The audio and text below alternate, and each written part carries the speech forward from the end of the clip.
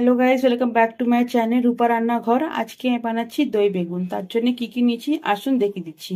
এখানে নিয়েছি আমি দুখানা বেগুন। বেগুনগুলোকে আমি এই সাইজের কেটে নিয়েছি। এখানে নিয়েছি 1 চামচ জিরের গুঁড়ো, এখানে নিয়েছি 1 চামচ গোটা জিরে, এখানে নিয়েছি আমি হাফ চামচ হলুদ, এখানে নিয়েছি 1 চামচ আমি গুঁড়ো লঙ্কা, এখানে আছে হিং, এখানে নিয়েছি একটা পেঁয়াজ, এখানে দুটো শুকনো লঙ্কা রেখেছি, এখানে আছে দুটো টমেটোর, এখানে কারি পাত্তা আছে, এখানে 1 বাটি দই আছে। এবার আমি বেগুনগুলোকে কড়াতে ভেজে নেবো। আমি গ্যাসটা এবার জ্বালিয়ে দিচ্ছি। আমি জ্বালিয়ে দিলাম, কড়াটা বসিয়ে দিচ্ছি। এখানে আমি তেলটা দিয়ে দিলাম, একটু বেশি তেল লাগবে, বেগুনগুলো ভাজতে হবে। তেলটা আমার গরম হয়ে গেছে, এখানে আমি জিরে দিয়ে দিলাম।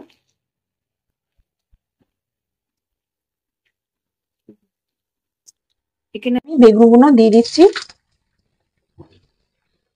বেগুনগুলো সব লাল লাল করে ভেজে নেবো।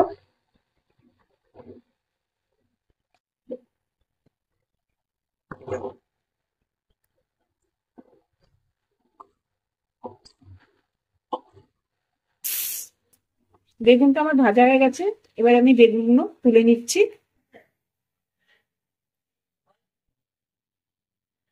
আমার তেলটা গরম হয়ে গেছে, এখানে আমি জিরে দিয়ে দিলাম, কারি পাত্তাটাও দিয়ে দিচ্ছি।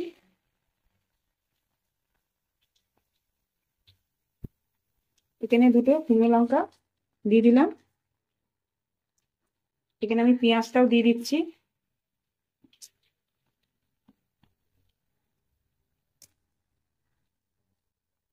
এখানে হিং দিয়ে দিচ্ছি। এবার পেঁয়াজটা একটুখানি ভেজে নেবো ভালো করে।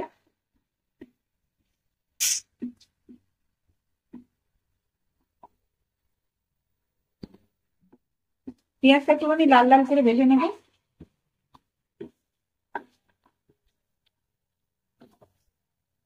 পেঁয়াজটা আমার লাল হয়ে গেছে, এখানে আমি টমেটোটা দিয়ে দিচ্ছি।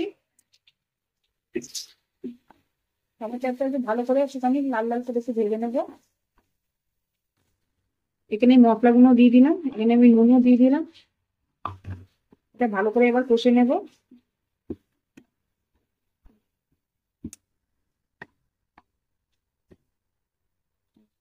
মশলাটা আমার কষা হয়ে গেছে, এবার আমি বেগুনগুলো দিয়ে দিচ্ছি। বেগুনটা দিয়ে ভালো করে আমি এবার কষে নেব। এখানে আমি বেগুনগুলো দিয়ে দিলাম, ভালো করে এটাকে এবার আমি নাড়াচাড়া করে নেব। এখানে আমি দইটা দিয়ে দিলাম, এটাকে ভালো করে একটুখানি নাড়াচাড়া করে নেব।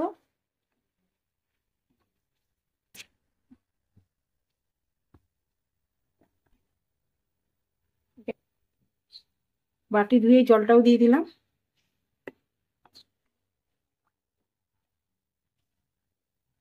এটাকে আমি ঢাকনা দিয়ে দেবো 5 মিনিটের জন্য।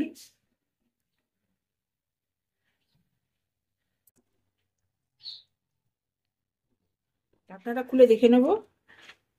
দেখুন আমার তেলও ছেড়ে দিয়েছে, আমার এখানে দই বেগুনটা রেডি হয়ে গেছে। এখানে আমি দিয়ে দিলাম ধনেপাতা।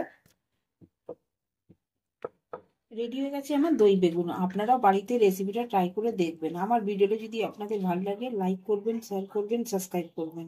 নেক্সট ভিডিওতে আবার দেখা হবে।